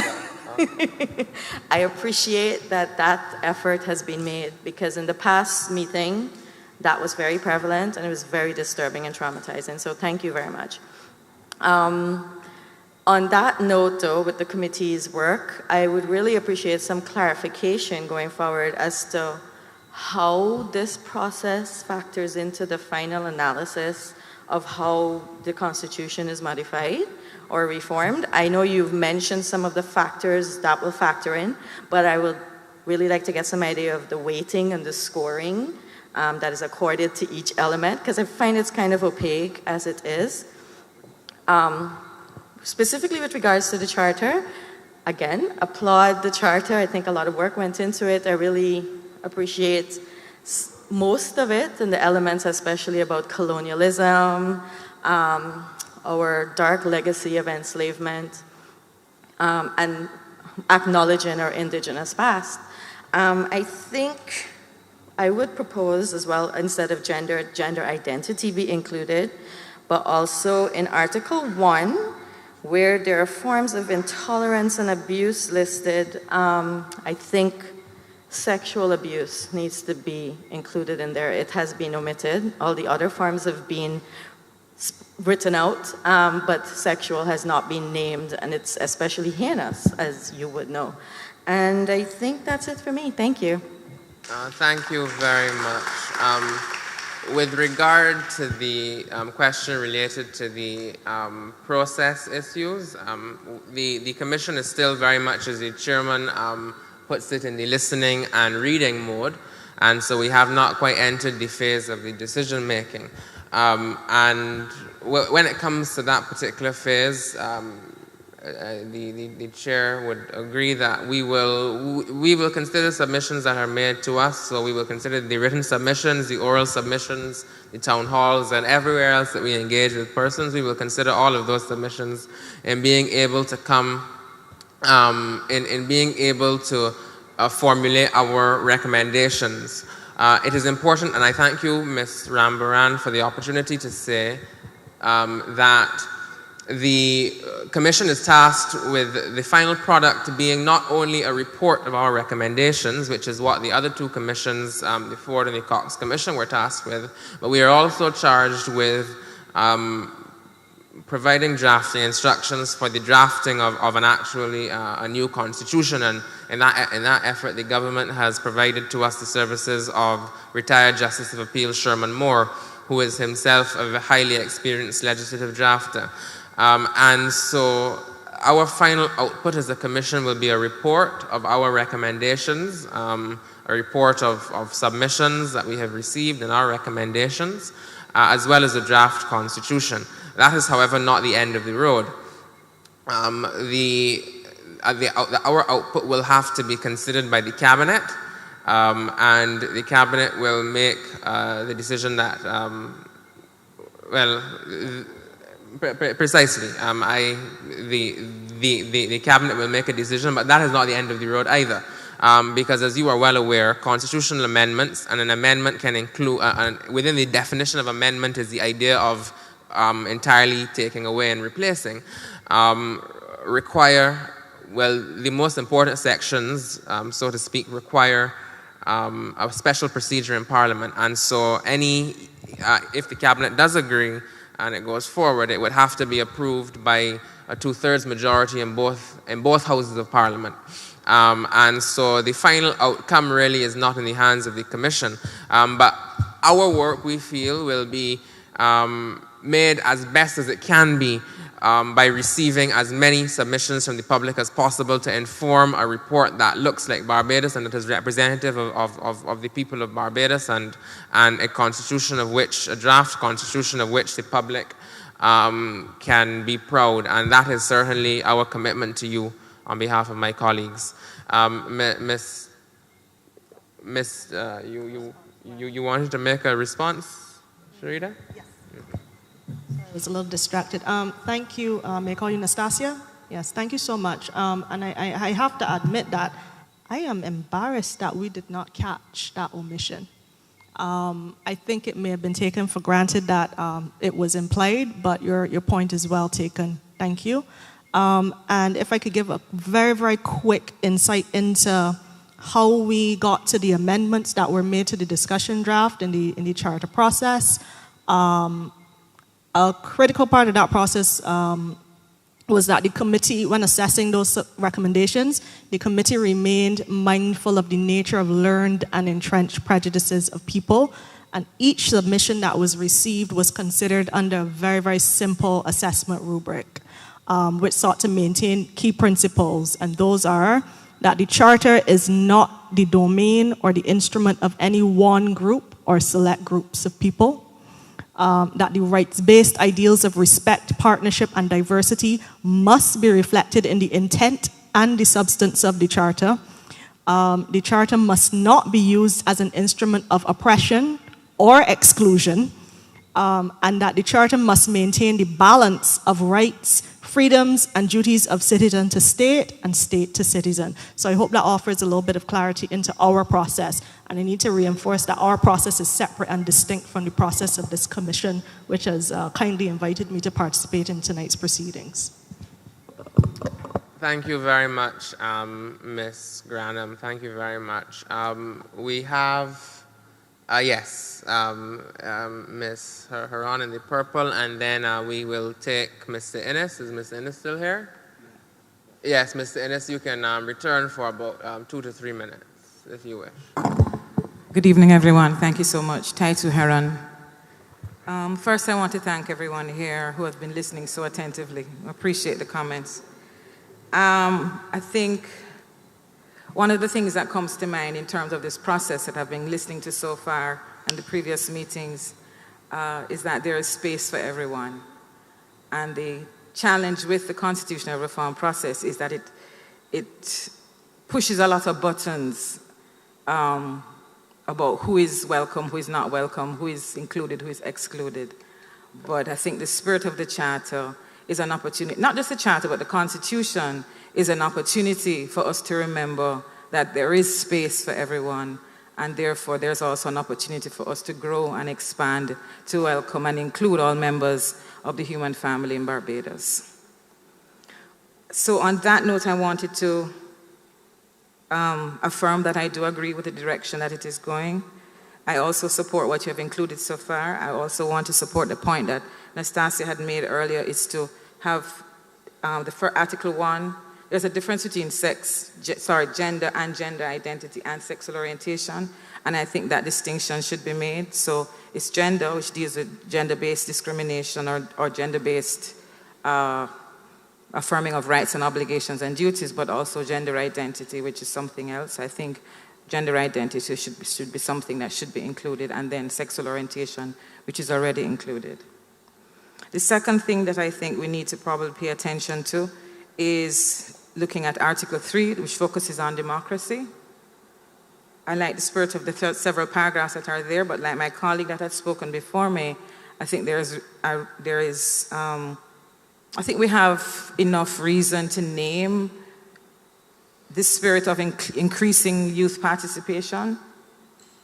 We know the pattern of our democracies has been very, at the risk of being, I don't want to be, well, I'm 51, so it's okay. But our democracy has a tendency to be ageist. And I think we can strengthen the spirit of our democracies across the Caribbean, including Barbados, strengthen its innovativeness when we allow for greater youth participation in a meaningful way, not just the youth parliament, but in a meaningful way in allowing for even a quota of seats. Now, while my recommendation for quota is not something that can be put in the charter, what I'm suggesting is that the idea of including youth participation as a value to strengthen democracy should be put in the charter. And then my second one, or third rather, is children. Similarly, when we talk about all human beings, all citizens, and so on, I think somehow we forget about children. Sometimes children have to be pointed out. There's a way in which even how the Constitution of Barbados only has one article that specifically addresses children. And I think in this iteration, we do need to speak specifically to the protection of children and the centrality of children as citizens in their own rights, and not just when they reach 18, when they become an adult. So that's my third point. My last one, and I want to just, is more an expression of appreciation.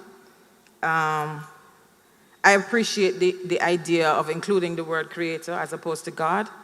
I'm not a Christian, so I've had to be tolerant in meetings that are, full of Jesus and the Lord and so on. And, Jesus Christ is not my Lord and Savior. But I have to be there with other people who do that. I don't conform in a sense that I don't bow my head. I don't do all those things that Christians do. But in respect of their religion, I'm there in prayer with them, even though I'm not doing it in their form. So I like the idea of creator because it acknowledges that other spiritual paths who accepted a divine source can also be included. And the word creator is, I believe, inclusive, whether it's Allah, whether it's God, whether it's Olodumare, and so on. I think that's a good way to put it, and I appreciate that. I just wanted to express that appreciation. And then the final thing was more of a question.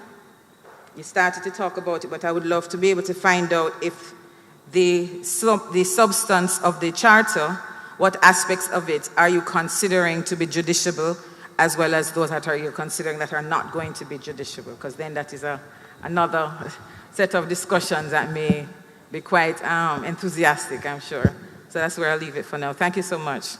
Thank you. Thank you very much, Ms. Haran. Ms. Dennis? Yes, thanks for giving me the opportunity to speak again. A lot has been said this evening about the Charter, and it begs the question whether or how much of what has been put into the Charter will actually be made judiciable. That's a word that we've been using a lot tonight. And how much will remain there in the Charter, because the Charter seems to be molding the Constitution. The last point I wanted to talk about was the question of human or unshakable faith. Sorry, the last one was family. The family. Position of family in society. And a High Court judge, in lamenting the decline of the Barbadian society, recently included the church among the failing institutions leading to the waywardness we are seeing in our society. Now, people are always quick to blame the church. And my question is, are churches supposed to send around buses to communities, knocking on doors, and dragging children from in front of their television and computer screens to take them to Sunday school? There was a time when parents either took their children to Sunday school or sent them with a responsible adult or a relative. Parents took responsibility for their children. Today, Sunday school has become an optional treat which most children have not acquired a taste for. Today, the traditional family is being reconstructed before our very eyes. And we've seen how parental rights are being removed and children's rights are promoted in ways that were previously thought inconceivable. Commissioners, our Constitution must guarantee the preservation of parental rights to ensure that the traditional structure of families headed by male fathers and female mothers, bringing up sons that are male and daughters that are female, is preserved, so that we do not add to the chaos and confusion that we are already faced with in a society which seems to be spiraling out of control with our educational and law enforcement authorities seemingly unable to deal effectively with the rapid changes that are leaving us all behind as we sleep. Thank you for listening to me. Thank you, Mr. Ennis. Thank you, Mr. Ennis. I see one more, another contributor, but just so that we don't leave out the online audience, because we do have, I understand, quite a sizable online audience across the various platforms. One question, and I will allow Ms. Granam Sharida to answer it. Why is the inclusion of non-belief so critical? If in our Constitution we have identified the principle of non-discrimination and the protection of human rights, there is no need for specific references. So that is a comment that has been made on one of the platforms. Ms. Granam? Okay, that's a very tough question to answer, but I will attempt to do so. I'm not sure how many of you here have ever heard of the term tyranny of a majority. Yeah, I see a lot of heads nodding. In the absence of naming specific forms of discrimination, that actually tips the scale in favor of a named and expressed majority. It is really important for a state to not only prioritize vulnerable groups and communities, but also ensure that they remain visible. And in my opinion, that is an extremely justifiable reason for taking the time and around the intent of actually naming specific forms of discrimination. Above and beyond, simply having them top of mind and right in front of your face, I don't see any damage to be done by naming them unless the commenter could, elaborate in terms of what the danger is in naming it. I would like to know what they perceive as the danger in naming or elaborating on those things. While I have the mic, I just want to very quickly mention that in 1969, we spoke to the disestablishment of the state church in 1969. And I think it's important to emphasize that that was more than simply a case of financial matters or procedural matters.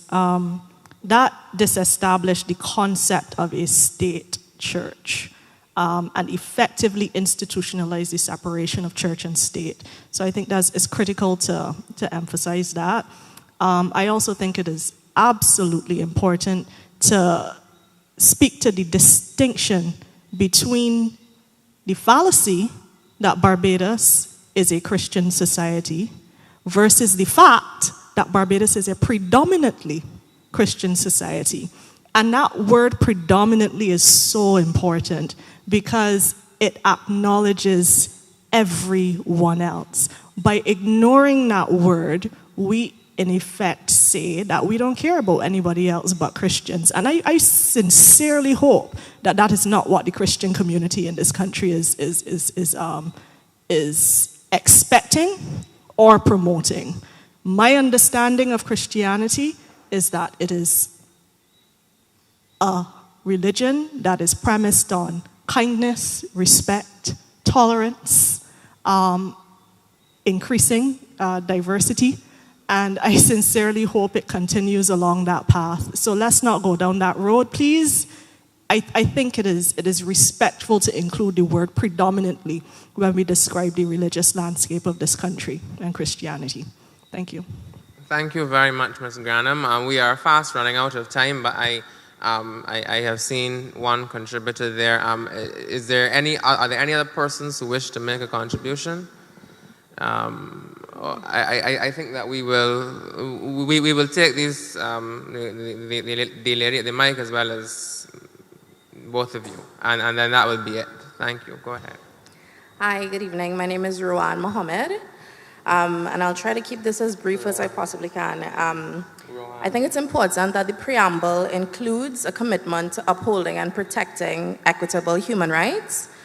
Just like the Charter, which is going in a great direction, there needs to be an unequivocal and really deliberate move to protect vulnerable populations in particular, as well as the identities of everybody who live within this country. And I think as we acknowledge the ways in which colonialism and the legacy of slavery has impacted our societies, that acknowledgement really needs to underscore how colonialism and that legacy of slavery still subjugates people today, like vulnerable communities, including LGBT people, disabled people, and people who exist at the margins of society and don't occupy the majority. I think colonialism really aims to divide and conquer. It did that throughout slavery, and we're still seeing that today. Even though we are independent, even though we're a republic, I think the remnants of colonialism are still striving to divide and conquer and cause strife amongst a population that has been through so much subjugation in all its different diversity. People of all identities are living under the subjugation of colonialism, and rather than trying to cause strife between us, it's really important that as a population we come together and recognize the diversity that exists amongst us and moving to protect the human rights that we all deserve. I think religion, faith, and spirituality are very deeply personal, and there's not a push to strip anybody of their rights to practice their religion. But the protected human right of religious freedom also means exemption from participating in religion. And I don't think any single faith should have the agency to determine what is right and wrong under the law, or strong arm an entire population of people to follow their beliefs. I think what the law should focus on is upholding the human rights of all people, and human rights should not be left at the discretion of a majority of a population. It shouldn't be up for a vote. Somebody mentioned that 24% of the population is not Christian, and I want to say that 24% of the population matters. What percentage of the population is disabled? You know, do we just say that they don't matter? What percentage of the population are children? Children's rights matter. The rights and the voices and the realities of the minority groups in this country matter, and they deserve to be realized under the full protection of the law. Like specifically because they are so vulnerable, because they are minority populations. I think there's a huge moral panic, and I think it should be acknowledged that the inclusion of minority groups like LGBT people isn't about a free range to corrupt children or destroy families, but marginalized communities also come from families. I'm an LGBT person, and I grew up with a family. Diverse families have always existed. So I think to pretend that LGBT families don't exist, diverse families don't exist, LGBT children don't exist, is really dangerous and harmful to us as a society. There's no harm in visibilizing our differences and our diversity, but there's a huge danger in invisibilizing the realities of vulnerable people in a society. So I think this is about recognizing those vulnerabilities and making sure that people like LGBT people who are prone to violence, and that is, that's undeniable. I think the Constitution has an obligation to act on the human right of protection to violence for specifically vulnerable people. And I think we all contribute to the society, and we all deserve to be protected. And everybody's body autonomy should really be considered as sovereign. Thank you. Thank you, Ms. Mohammed. As agreed, the lady in the mint green, and then the lady in the black and white. All right, hi, good night. My name is Nia Brathwaite. And I'm going to be very short because Ron actually covered quite a few of my points. So my main point really was to kind of say that we are not talking about the reconstruction of traditional families. We're talking about the recognition of realities of families in Barbados that have existed for, I don't know, since we got here on the slave ship. They've existed. They've been families that I'm sure many of us have parents who are not married. Many of us have siblings who we don't share the same parents with. Many of us have grown up with aunts and uncles or grandmothers instead of your mother and father. Many of us know of people who have been in partnerships with a person of the same sex for 20, 30, 40, 50 years and are still together. These exist. They have existed. They continue to exist, and I think all we're asking for is to be recognized and protected in the same way as every other relationship.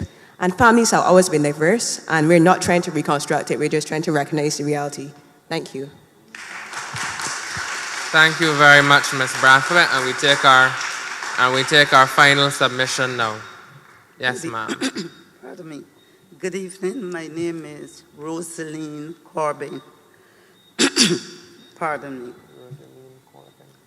I stand here acknowledging that I'm a Christian. Acknowledging that I'm a Christian. And it's not the only premise on which I'm standing, but it is fundamental to who I am as an individual and as a Barbadian. I was raised under the assumption I never studied our Constitution. Neither did my grandmother, who was born in 1908 and was shot at in the 1937 riots at the Mount Plantation, scavenging potato scraps and vines to feed her hungry children. My mother, who passed in 2013 at age 82, never studied the Constitution of Barbados, but they all lived, and I live. In recent time, I've had to go back to my history books. I've had to, especially since we are examining the constitutional reform, I have had to go back as a student to study what has informed us as a nation, an independent nation. I have been part of the pre-independence era, benefiting from a secondary education in the 1960s. Therefore, I have touched all areas in a sense, but what I do recognize is that I was raised under the safety net and the security of a constitution of persons who protected our rights as a nation and as individuals. It might not always have been fair, it might not always have been just, but we do know that our rights in most parts were protected. And therefore, I subscribe to the existing preamble of our Constitution, which declares that the people of Barbados are a sovereign nation founded on principles that acknowledge the supremacy of God, and that's my premise, the dignity of the human person. And I was raised in a rural village. This whole debate that we're having now, where there are groups that seem to want to push an agenda and marginalize others. And I don't want to be scared sometimes to say I'm a Christian. I'm a born-again Christian. Just as I wouldn't like my Muslim brothers and sisters, my own doctor is a Muslim, a very good doctor. And therefore, I recognize the diversity in my country. I was raised in a village where there was a man who used to dress as a woman. And I came along calling him Miss Lucy. He pressed the lady's hair. He pressed my mother's hair.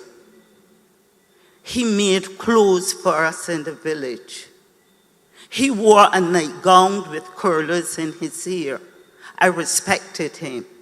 That was the Barbados in which I was raised. No one disrespected Miss Lucy or any other, and Miss Lucy, incidentally, was born on the same day as my mother.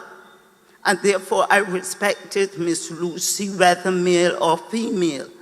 I was raised in that Barbados. And I am seeing now, I work with the LGBTQ community. But I am seeing a push to deep separate us, compartmentalize us, and to alienate sectors. And I have this fear. I have this fear of what my Barbados is becoming. I have my fear. I have listened to the meetings, and I've been hearing this debate between the Christians and other groups of sexual orientation. This is not what our charter should be like. I would like, therefore, to... Your time, ma'am. I would like, therefore, in closing, to remind, and I don't want to be disrespectful, but to remind the head of the commission and the other members that one of the instructions or the mandate of the committee is to pursue reforms or to enable reforms or to guide discussion and have consideration to reforms that would meet the circumstances of a 21st century Barbados. And I am wondering, I've heard no discussion about that 21st century Barbados, the envisioning of that 21st century Barbados that would enable me as a senior person and becoming more senior to live peacefully and to know that my fundamental rights and freedoms, as well as others, those of others. Thank you, Ms. Corbin. Thank you. Thank you, Ms. Corbin. Ms. Corbin, thank you. Ma'am, we have actually run over time, Ms. Corbin, and thank you.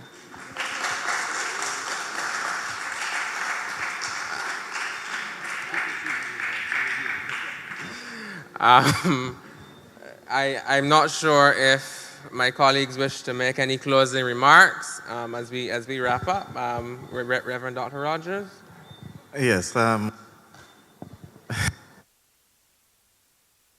same vein, we will keep it brief, Very colleagues. Based on all that has transpired here tonight, it seems that a broader discussion needs to take place amongst those who are gathered here, because you're all passionate in your positions, but I think that there's a lot more that needs to be heard, and I believe it would be best if you talk to each other on these matters, because I think the last speaker sort of brought things together as one who straddles the two seemingly dissenting groups. But I want to encourage us as Christians, as I am a Christian as well, to recognize that our Bible does acknowledge our Bible.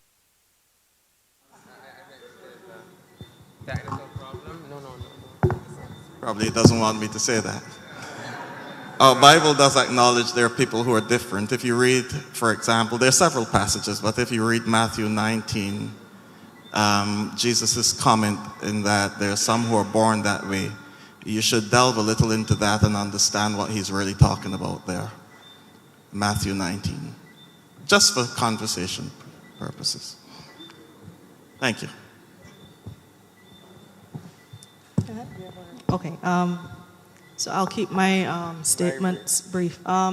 So first point is that I'm really not sure how you're able to reconcile equality and respect while at the same time refusing to recognize entire demographics of our population and their entitlement to the same rights and fundamental freedoms. I think that's a bit of cognitive dissonance. Thank you. Y'all are eating into my time. Let me be... But thank you. And my second point is that I'm not a medical or biological expert. However, I think that when we take religious and individual biases out of the equation, and since this has been such a heavy focus on this evening's discussion, we are left with the simple fact that sexualities are morally neutral, where they involve consenting adults interacting in ways that have no real detrimental effect on the well-being of other people. Hurt feelings or offended moral sensibilities do not qualify. And regardless of the combination of genders or sexuality involved, these relationships are quite frankly only the business of those people who are involved. It is not mine, yours, or the state's business. I also want to speak to something very, very quickly that was brought up in one of the previous sessions. I'm growing very, very concerned about the frequency with which some members of our society are so bold to try to link matters of sexual orientation with matters of pedophilia and bestiality and incest. I think it is desperate, it is not grounded in fact, and otherwise irrelevant. Please stop.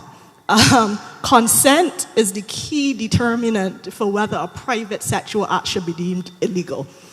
Animals, children, and people with certain incapacitations or inanimate objects are incapable of consenting to sexual acts, and there is no comparison to be made to those acts with gay marriage or legally recognized sexual orientations. Please, please, please stop making that comparison. It is false, it is absurd, and it is downright ridiculous. Thank you. Thank you. Thank you very much, Sharida, and thank you to Reverend Dr. Rogers and the chairman, Mr. Justice retired Christopher Blackman. As we have come to the close of tonight's session, I want to thank all of you who came out tonight in person, as well as those of you who are online, for taking the time out really to attend an event discussing what is a very, very, very important topic for the country at this particular point in time. Yes, and so I want to thank those of you also who stood up to make contributions. Generally speaking, in general, the contributions were civil, and we hope to continue to increase the standard of presentations going forward to ensure that we are stating our opinions and having our say in a way that is respectful of other people. And that word respect really will come to define the public engagement of the Constitutional Reform Commission. I should also tell you that moving forward, as we come down to the wind-up of the year, we will be visited in Barbados very shortly, in another 2 weeks or so, by an international scholar and expert from the International Institute for Democracy and Electoral Assistance, Dr. Samit Basaria. And he will engage in several activities in Barbados related to constitutional reform. I should perhaps back up to say that International IDEA is perhaps one of the leading constitution building organizations anywhere in the world. And so we are quite privileged to be visited by Dr. Basaria, who is one of their senior persons. Dr. Basaria will engage in a private consultation with the Commission. He will also give a public lecture, and more details of the public lecture will be disseminated via the usual channels, the social media and so on. But importantly though, Dr. Basaria has agreed to facilitate a workshop for civil society. So the idea is that we will invite civil society organizations into this workshop, and Dr. Basaria will impart his vast breadth of knowledge when it comes to constitution building and constitutional reform, so that we will equip and empower civil society organizations to make a very meaningful contribution, because the foundation of meaningful contributions is, and empowering people really, is information.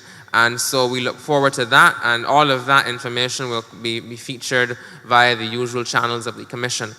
We continue next month. Of course, next month is a very short month, but we continue next month with Chapter 2 of the Constitution of Barbados, which is citizenship. And we have a provisional date, but I would not want to say that date at this time or the location. And so you will hear very soon about that, but that town hall will be in the early part of December, because of course as we come down to the holiday season, the Commission will pause its public engagement for obvious reasons as we come to the holiday period. And the final analysis, and this is the, well rather finally, not in the final analysis, finally, this is the last public engagement of the Commission until November the 30th. And so on behalf of my colleagues at the Constitutional Reform Commission, I want to wish all Barbadians a happy but also a very reflective independence as we culminate this month of nationhood and reflect on what it means to be an independent country for 56 years. And indeed, what it means very historically to be a republic. And we are very near to the 1-year anniversary of our historic Republican achievement. And to think deeply about both of those things as we also enjoy the many festivities that are planned. And so with that, I wish all of you a very good night, get home safely, and happy independence.